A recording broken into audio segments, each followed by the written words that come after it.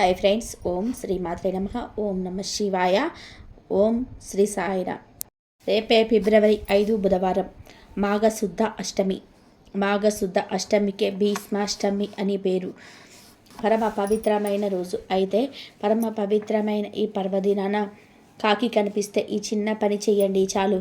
90 నిమిషాల్లో కటిక దరిద్రుడైన కోట్లు సంపాదిస్తాడు. మీ ఇల్లంతా డబ్బుతో నిండిపోతుంది. స్వామివారి అనుగ్రహంతో రాజయోగం పడుతుంది. ఇక మీరు పట్టిందల్లా బంగారం అవుతుంది. మీ సమస్యలన్నీ కూడా పోతాయి. మంచి ఫలితాలు కలుగుతాయి. మీ జాతక దోషాలు పోతాయి. విపరీత అదృష్ట యోగం కలుగుతుంది. ఇక మీరు పట్టిందల్లా బంగారం అవుతుంది. ముక్కోటి దేవతల ఆశీర్వాదం లభిస్తుంది. మరి ఇంతకీ ఈ భీష్మాష్టమి రోజు కాకి కనిపిస్తే ఏం చేయాలనే విషయాన్ని ఇప్పుడు ఈ వీడియోలో వివరంగా తెలుసుకుందాం. ఫ్రెండ్స్, ఫస్ట్ అయితే ఈ వీడియోకి ఒక లైక్ కొట్టండి. అలాగే మా ఛానల్ని కూడా సబ్స్క్రైబ్ చేసుకొని మాకు సపోర్ట్ చేయండి. మాఘ మాస శుక్ల పక్షంలో వచ్చే అష్టమిని భీష్మాష్టమి అంటారు. మాఘమాస శుక్ల అష్టమి భీష్మాచార్యులు పరమాత్మలో ఏకం అవ్వాలని నిర్ణయించుకున్న రోజు. ఈ రోజును భీష్మాష్టమిగా పిలుస్తూ ఉంటారు. మాఘమాసం తెలుగు సంవత్సరంలో వచ్చే 11వ నెల. చంద్రుడు మకా నక్షత్రంతో కూడుకొని ఉన్న మాసం కాబట్టి ఇది మాఘమాసం అయినది. ఇందులో అదము అంటే పాపము అని అర్థం. మాఘము అంటే పాపాలను నశింపచేసేది అని అర్థం. పాపాలను నశింపచేసేటువంటి శక్తి ఉన్నటువంటి మాసం కాబట్టి మాఘమాసమునకు ఎంతో ప్రత్యేకత ఉంది. ఉత్తరాయణ పుణ్యకాలంలో వచ్చే ఈ మాసం విష్ణుమూర్తికి ప్రీతిప్రదమైనది. హిందూ పురాణాల ప్రకారం మాఘమాసంలో శుక్లపక్షం అష్టమి తిథి నాడు భీష్ముడు తన శరీరాన్ని వదిలిపెట్టాడు. ఈ రోజునే భీష్మ పితామహుడు మోక్షం పొందాడు. అందుకే ఈ రోజున భీష్మ పితామహుడిని స్మరించుకుంటూ భీష్మాష్టమి జరుపుకుంటూ ఉంటారు. ఈ పవిత్రమైన రోజున భీష్ముడికి తర్పణం సమర్పిస్తే విశేషమైన పుణ్యఫలం కలుగుతుందని, సంతానం లేని వారికి సంతానం కలుగుతుందని భక్తుల విశ్వాసం. ఇక ప్రత్యేకంగా ఈ భీష్మాష్టమి రోజున కాకి కనిపిస్తే ఇలా చేయండి చాలు. 90 నిమిషాల్లో మీకు ఉండే కష్టాలన్నీ కూడా పోతాయని శాస్త్రాలు చెప్తూ ఉన్నాయి. ఎందుకంటే భీష్మాచార్యుల వారు కాకుల రూపంలో భూలోకంలో సంచరిస్తారు. కాబట్టి ఈరోజు మీ ఇంటి దగ్గరకు ఏ సమయంలోనైనా సరే కాకి వస్తే ఆ కాకికి ఇప్పుడు మనం చెప్పే ఒక ప్రత్యేకమైన పదార్థాన్ని ఆహారంగా వేయండి చాలు. మీ దశ మారిపోతుంది. కష్టాలు తీరిపోతాయి. సమస్యలు పోతాయి. మీ దశ మారిపోతుంది. మీ జాతకం మారిపోతుంది. జాతక దోషాలు పోతాయి. వద్దన్న ధనం వస్తూనే ఉంటుంది. కనుక వర్షం కురుస్తుంది. ధనానికి లోటు అనేది రాదు. ముక్కోటి దేవతల అనుగ్రహం కలుగుతుంది. కటిక పేదవాడైనా సరే రాజా ఎమ్మెల్యేతాడు అని శాస్త్ర పండితులు చెప్తున్నారు. అసలు ఏం చేయాలి అంటే ఈరోజు మీకు కాకి కనిపిస్తే ఆ కాకికి పెరుగన్నంలో బెల్లం ముక్కను, అంటే చిన్న బెల్లం ముక్కను పొడిలాగా చేసేసి పెరుగన్నంలో కలిపి పెట్టండి. ఇలా పెట్టడం వల్ల సకల దేవతల అనుగ్రహం కలుగుతుంది. పితృదేవతల అనుగ్రహం లభిస్తుంది. సకల దేవతల అనుగ్రహం లభిస్తుంది. కనుక ఈ భీష్మాష్టమి రోజు మీకు కాకి కనిపిస్తే ఆ కాకికి పెరుగన్నంలో బెల్లం కలిపి ఆహారంగా పెట్టండి. ఆ కాకి ఆహారం తినేంత వరకు అక్కడే అలా నిలబడి ఉండిపోండి. కాకి అన్నం తినేసిన తర్వాత అక్కడి నుండి తిరిగి ఇంట్లోకి వెళ్ళిపోండి. భీష్మాష్టమి రోజు ఇలా చేస్తే జన్మల పాపాలు పోయి కోటి జన్మల పుణ్యం వస్తుంది. 90 నిమిషాల్లో మీకు ఏదో ఒక మంచి జరుగుతుంది. కాబట్టి భీష్మాష్టమి రోజు కాకి కనిపిస్తే అందరూ ఈ విధంగా చేసి శుభ ఫలితాలను పొందండి. కాకిని కాలజ్ఞాని అంటారు. వేకువజామునే బ్రహ్మ ముహూర్తంలో మేల్కొని స్నానమాచరించే పక్షి కాకి. కావు కావు అంటూ ఈ బంధాలు, ఈ సిరి సంపదలు ఏవి నీవి కావు, ఏవి శాశ్వతం కావు అని అందరికీ గుర్తు చేస్తూ బోధిస్తూ అందరినీ తట్టి లేపేది కాకి. ఎక్కడైనా ఆహారం కనిపిస్తే అందుబాటులో ఉన్న అన్ని కాకులకు సందేహం పంపి గుమ్మిగూడి అన్ని కాకులు కలిసి ఆహారం అరగిస్తాయి. అంత స్నేహపూర్వకంగా మసిలేది కాకే. శత్రువులను గుర్తించిన వెంటనే అన్ని కాకులకు సందేశం పంపి అన్ని సమీకరణాలు చేసి సంఘటితంగా పోరాటం చేపట్టేవి కాకులు. ఆడకాకి మగకాకి కలవటం కూడా పరుల కంట కలవకుండా ఎంతో గోప్యంగా కరుస్తాయి. కాకులు అంత గుప్త జ్ఞానం కలిగి ఉండటం చెప్పదగ్గ విషయం. కాకి మరణిస్తే అన్ని కాకులు గుమ్మిగూడి సంతాపం తెలియజేస్తూ కాసేపు అరుస్తూ రోదనలు చేసి స్నానమాచరించి గూటికి చేరి మంచి ఆచరణ కాకులదే. సూర్యాస్తమయ సమయానికి గూటికి చేరే సలక్షణమైన అలవాటు సమయపాలన కారకులది. అంతేకాదు సూర్యాస్తమయం తర్వాత ఆహారం ముట్టని సద్గుణని కూడా కాకులదే. ఈ భూమిపై కాకులేని ప్రదేశం లేదు. కాకులు అరుస్తూ ఉంటే ఎవరో కావలసిన బంధువులు వస్తారో కాబోలు, అందుకే కాకి అరుస్తుందనేవారు మన పెద్దలు. అంతేకాదు ప్రకృతి వైపరీత్యాలు వచ్చే ముందు, అంటే భూమి కంపించే ముందు, తుఫానులు వచ్చే ముందు కాకులు సూచన చేస్తూ అరుస్తూ ఎగురుతూ లోకానికి సూచిస్తాయి. సూర్యగ్రహణం ఏర్పడిన సమయంలో కాకులు గూటికి చేరి గ్రహణం విడిచాక స్నానమాచరించి బయట ఎగురుతాయి. అందుకే కాకిని కాలజ్ఞాని అంటారు. కాకులు చాలా తెలివైన పక్షులు. ఒకసారి రావణుడి భార్య నుంచి తప్పించుకునేందుకు దేవతలంతా ఒక్కొక్క జంతువులోకి ప్రవేశించారు. తొండంలోనికి కుబేరుడు, లేడిలోకి ఇంద్రుడు, నెమలిలోకి వర్ణుడు, యముడు కాకిలోనికి ప్రవేశిస్తాడు. రావణుడి నుంచి తప్పించుకున్న తర్వాత ఆయా జంతువుల శరీరంలో నుంచి బయటకు వచ్చిన దేవతలు అందరికీ వరం ఇస్తారు. లేడికి ఒళ్ళంతా కళ్ళు ఉన్నట్టుగా అందంగా ఉండే వరం ఇచ్చాడు ఇంద్రుడు.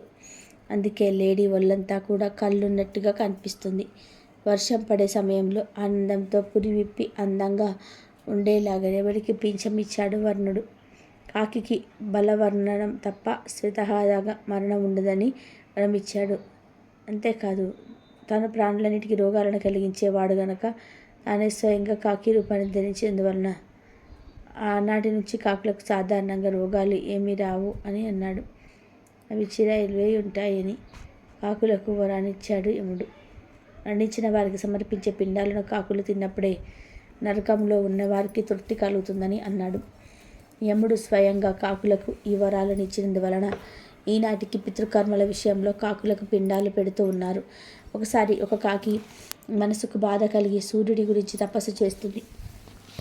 సూర్యుడు ప్రత్యక్షమై, ఏం కాకి, ఎందుకు ఈ తపస్సు, ఏం కావాలి నీకు అని అడుగుతాడు. దానికి కాకి, ఏం చెప్పమంటారు స్వామి, మా రంగు, గొంతు, శబ్దం చూసి అందరూ అసహించుకుంటున్నారు. లోకంలో మలిన పదార్థాలను తిని కాలం వెల్లదీస్తున్నాము.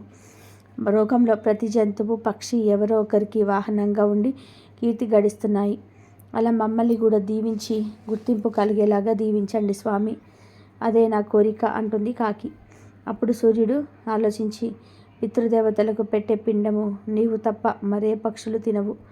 ఆ పిండము నీవు తింటేనే ఆ ఆహారం పితృదేవతల ఆకలి తీరుతుందని. ఇంకో వరం ఏమిటంటే, నా కొడుకు శనీశ్వరుడు, ఆయనకు వాహనంగా ఉండడానికి ఏ జంతువులు, పక్షువులు ముందుకు రావటం లేదు. నీవు వాహనంగా ఉండు, ఎలాంటి ఇబ్బంది లేదు అని వరమిస్తాడు. అలా నువ్వు గుర్తింపు పొందుతావు అని సూర్యుడు 2 వరాలను ఇస్తాడు కాకికి. అలా కాకికి శనీశ్వరుడికి వాహనం అవుతుంది. కొంతకాలం గడిచాక కాకి శనీశ్వరుని ప్రార్థించి, స్వామి, కేవలం ఈ పిండం తిని పితృదేవతలకు ఆకలి తీర్చడం వల్ల సరైన గౌరవ మర్యాదలు అందటం లేదు.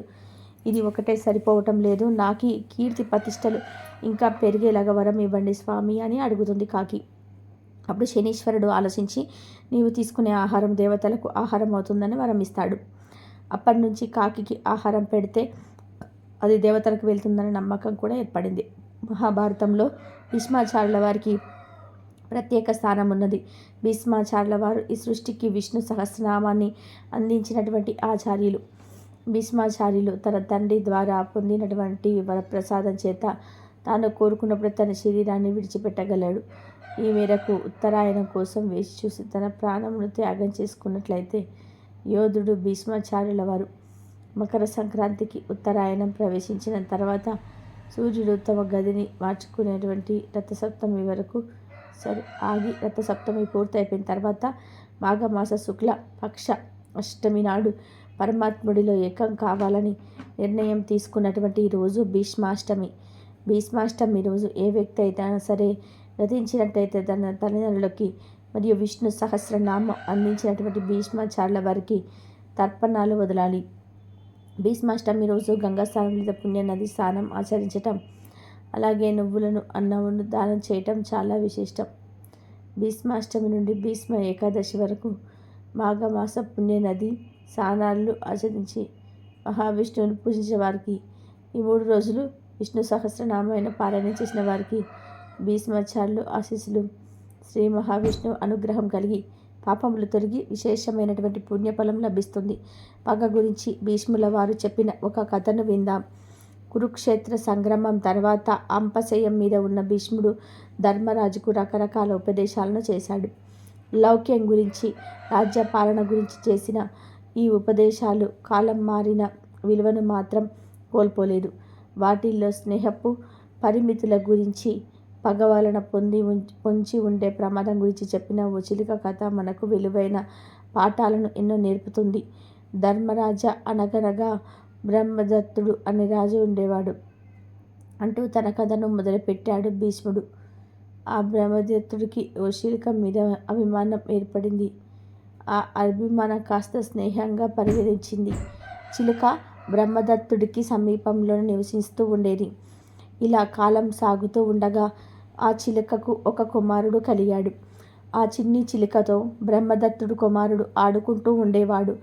ఒకరోజు చిట్టి చిలుకతో ఆటలాడుతున్న రాజకుమారుడికి ఎందుకో దాని మీద కోపం వచ్చింది.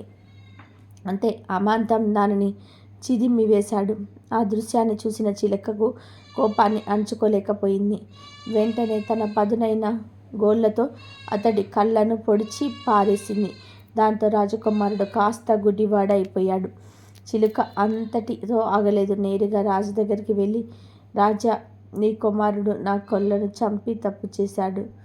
అందుకు ప్రతిఫలంగా నేను అతడిని గుడ్డివాడిని చేశాను. ఇందులో నా తప్పేమీ లేదు. అయినా ఇక మీదట నేను ఇక్కడ ఉండలేను, సెలవు అని చెప్పింది. చిలుక మాటలు విన్న రాజు, చిలుక, నువ్వన్నది నిజమే.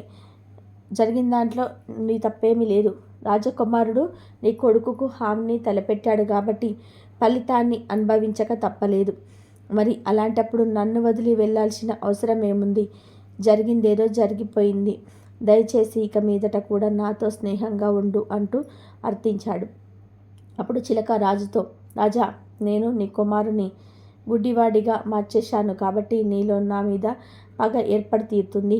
పగ 4 రకాలుగా ఏర్పడే అవకాశం ఉంది. ఇతరుల భూమిని చేజెక్కించుకోవడం వల్ల, అన్నదమ్ముల మధ్య ఆస్తి తగాదాల వల్ల, ఆడవారి మధ్య మాట పెరగడం వల్ల, ఎదుటివారిని మనసును గాయపరచటం వలన పగ ప్రగులుతుంది. అట్లాంటి ప్రతికూల భావాలు ఒక్కసారి మొదలైతే ఇక వాటికి అంతమంటూ ఉండదు.